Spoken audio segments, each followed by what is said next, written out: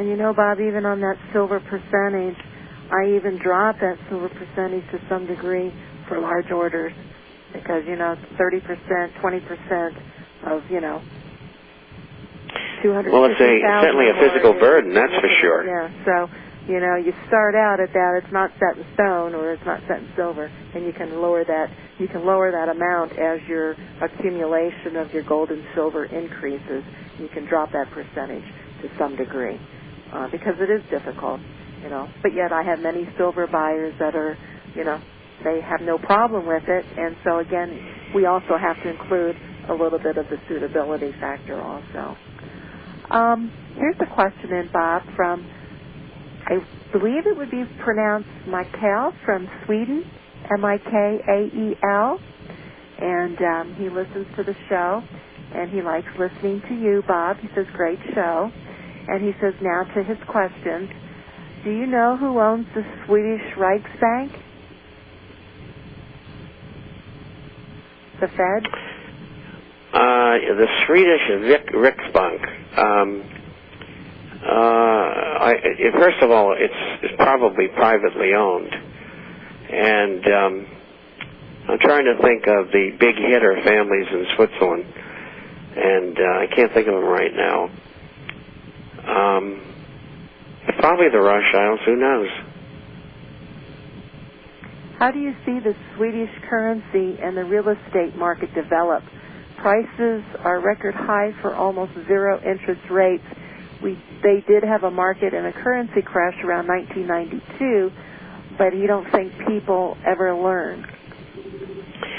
Well, the Swedish krona is one of the 6 currencies within the USDX, the dollar index. And that currency has been weak for some time. And it's really given the dollar a break in that index because it's been weak.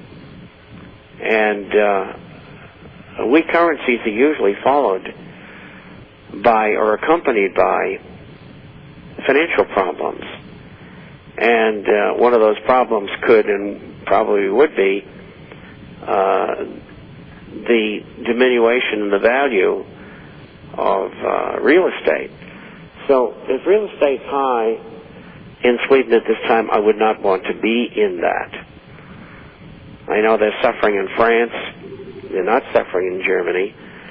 And they've gotten clobbered in Portugal and Spain, Italy, Greece, Ireland, to varying degrees. So, again, you want to be in hard assets no matter where you are. Any chance the Eurozone currency might collapse? This is last question. Yeah, there is a chance of that.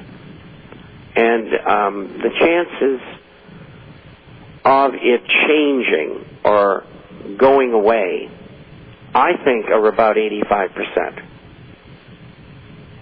And you have all those countries I just mentioned in financial trouble. The exceptions being, and even Germany's got debt of 85% of GDP. And what's normal? Maybe 35 or 40. And but they're the most solvent of all the European countries, followed probably by the Netherlands, and then by France. And the rest of them are semi or full basket cases. And Germany's been holding them up. I've written, I don't know how many times, about the Germans being upset that they're carrying the rest of the Eurozone, including France. Frenchmen might not like to hear that, but that's the way it is. And so I think that over the next 2 to 3 years, maybe sooner, even if Greece gets loans from the European Union, that you're going to see a breakup of the Eurozone. And what will be left is probably Germany, France, Holland, Belgium, and the rest of them are going to go on their own again. the lira, the drachma, and so on and so forth.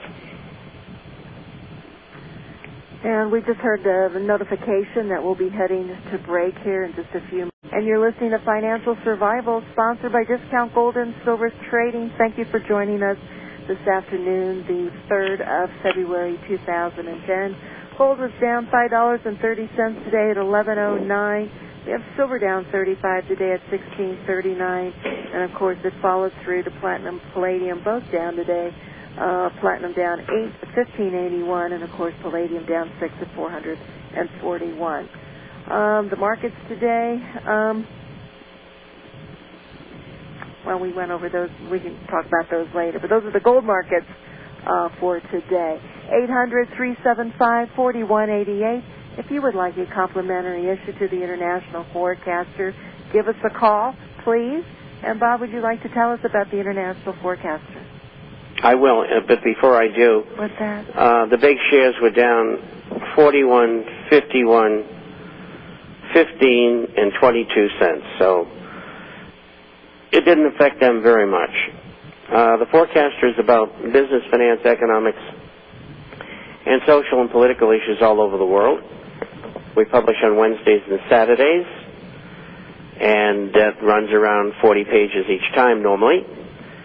And we have a hard copy that goes out to those who are not on the Internet. That's twice a month. And if you request a free introductory copy, you will get a current issue. And if our email is working properly and you contacted me today, you get today's issue. And so we're right on it. If you'd like to look at our site, that address is the internationalforecaster.com. The international, FORECASTER.com. If you want to ask a question, or if you would like a free copy, you can go to, or you can email us, I should say, and that address is BOB@INTFORECASTER.com. Bob@IntForecaster.com. 800-375-4188. Give us a call for your complimentary issue to the International Forecaster, and of course all your gold and silver coin needs.